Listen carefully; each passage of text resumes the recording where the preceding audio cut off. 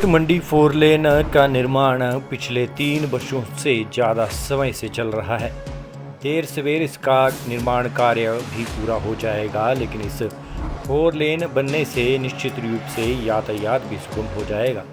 यह विकास का एक रूप है, लेकिन इसी विकास के पीछे इसका दूसरा पहलू है जिसे अमूमन आम जनता अनभिज्ञ है।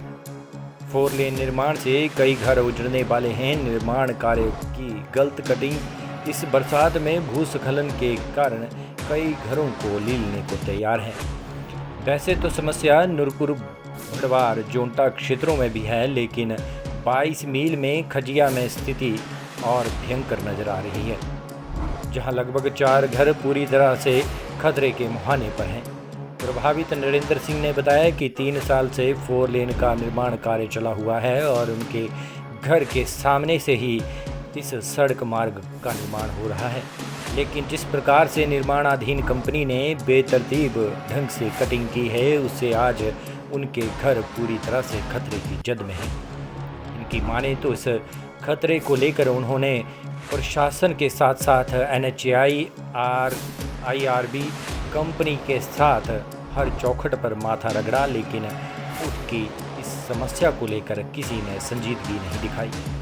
और आज स्थिति जहां तक पहुंच चुकी है कि पूरी जिंदगी की कमाई अपने घरों पर लगाने वाले परिवार आंखों के सामने अपने घरों को मिट्टी में मिलता देखने को मजबूर हैं। वहीं NHAI द्वारा जिस प्रकार से रिटेनिंग वॉल लगाई गई है, वो देखने से ही हास्यप्रद लगती है, क्योंकि भूस्खलन से 5 से 7 मीटर की दूरी पर इसको लगाया जा रहा है और बीच की जगह खाली है। इससे इस रिटेनिंग वॉल का कोई औचित्य नहीं दिखता। मौके पर पहुंचे NHAI के मेजर टेक्नीशियन तुषार ने बताया कि इस समय बारिश का समय है। फिलहाल स्लाइडिंग जोन में क्रेट वॉल लगाने की जल्द शुरुआत कर दी जाएगी। अब यह क्रेट वॉल मात्र वक्तव्य में ही दिखेगी या फिर धरातल पर कोई काम होगा, वो भविष्य भी बताएगा। लेकिन जिस प्रकार पूरी रात यह परिवार जाग कर रात गुजार रहे हैं, वो वाकई में ही चिंता का विषय है और चैन की नींद सोने वाले शासन प्रशासन को जरूर गंभीरता से सोचना होगा। तो मैं काफ़ी टाइम से, ये मान लीजिए अब 3 साल से मैं यहाँ इनका प्रशासन का वेट कर रहा हूँ कि घर की सेफ्टी के लिए, फैमिली की सेफ्टी के लिए, बट अभी तक कोई भी इनकी तरफ से ऐसा मोमेंट नहीं है कि हाँ भी मुझे लगे कि हाँ भी कुछ कर रहे हैं लोग। तो कुछ दिन पहले ही आपने देखा होगा शायद कि यहाँ रिटेनिंग वॉल हल्की से लगाई इन्होंने, वो भी बीच में छोड़ के चले गए। तो अब जो है वो वैसे ओपन का ओपन है और घर को इतना रिस्क है कि आज सुबह में इतनी बुरी हालत हो गई है कि नीचे से इतनी ज़मीन निकल गई है और पानी लगातार निकल रहा है सारा। तो मैं घर का सामान निकाल रहा था, मैंने 2-3 जगह बात भी करी कि मुझे सामान के लिए, रहने के लिए जगह मिल जाए कहीं पे। अभी मकान नीचे आएगा तो नेचुरली कि हाँ अभी उसमें रहा नहीं जाएगा या फिर कुछ ऐसी मिसहैपनिंग हो जाए, नुकसान हो जाए, उससे बेटर कि पहले छोड़ दो। प्रशासन ने कुछ करना नहीं है, क्योंकि कांगड़ा के जो DC साहब है वो भी पता नहीं यहीं से मेन हाईवे यहीं से आना जाना है। जितने भी ऑफिसर रैंक के पर्सन है, जो भी चाहे IRB है, NHAI है या फिर अपना ग्रोव रेंट कंपनी है, सब लोग यहीं से जाते हैं। सबको पता है कि रिस्क है, क्योंकि 3 साल से इतनी मुशक्क़त, इतना बुरा हाल, मैं तो जा के थक गया हूँ। अभी अगर मैं अपनी आने जाने का खर्चा डालूँ वो भी मतलब हज़ारों में जाएगा। तो अब मेरी यही है कि अभी SDM साहब से बात हुई है, उन्होंने बोला कि मशीनें आ रही हैं, बट 2 से 3 घंटे हो चुके अभी तक आई नहीं है। मेरी शायद बोला है SDM साहब की तरफ से एफर्ट है, 2-3 दिन से वो यहाँ रहे भी हैं।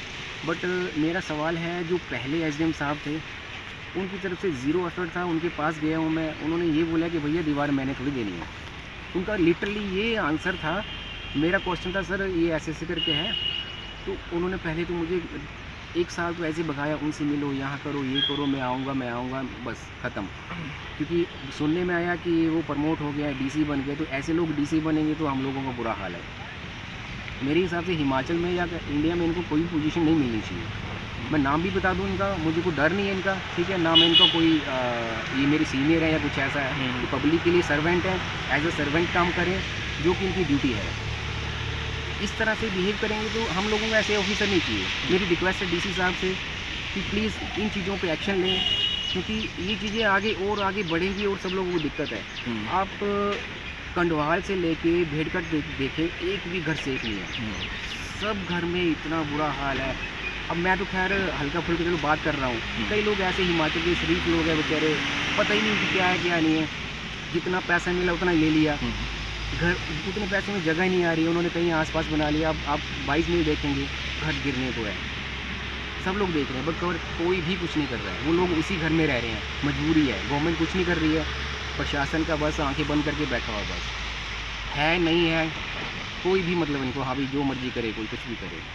तो हम लोग परेशानी होगी इतनी ज़्यादा। अभी भी देखिए 3 से 4 दिन हो गए हैं, कोई भी एक पर्सन भी आया हो पूछने के लिए, भैया आप सेफ़ हो, रात को सोए हो, नहीं सोए हो। अब आप मेरी कंडीशन देख रहे हो, सुबह से इतना बुरा हाल है, आंखें लाल है, रात को सोए नहीं है ना। तो ये चीज़ें देखो आज मेरे साथ हो रही है, कल को किसी के साथ भी होगा। तो हम लोगों को इकट्ठा होना है सबको, ताकि फाइट कर सकें। मतलब क्या अपील कर रहे हैं आप प्रशासन अपील से? यही है जी, सेफ्टी दे घरों को, मेरे नहीं सभी घरों को, सब फैमिली है, सब इंसान है। तो आपसे रिक्वेस्ट है कि टाइम है अभी, संभल जाओ, लोगों को भी सेव करो और अपनी नौकरियां भी सेव करो। ठीक है, ये खतरा देखा अपने घर पूरे डेंजर जोन में है, तो क्या कर रहे हैं इसलिए आप इसमें अभी टेम्प्रेरी बेसिस पे, क्योंकि मानसून अभी अराइविंग नहीं है, अपकमिंग चल रहा है, तो टेम्प्रेरी बेसिस में मैं बैक फिलिंग कराने वाला हूँ और क्रेड वर्क स्टार्ट कराने वाला हूँ। मैं कोशिश करूँगा शाम से ही क्रेड वर्क स्टार्ट हो जाए, नहीं तो कल मॉर्निंग में स्टार्ट हो जाए।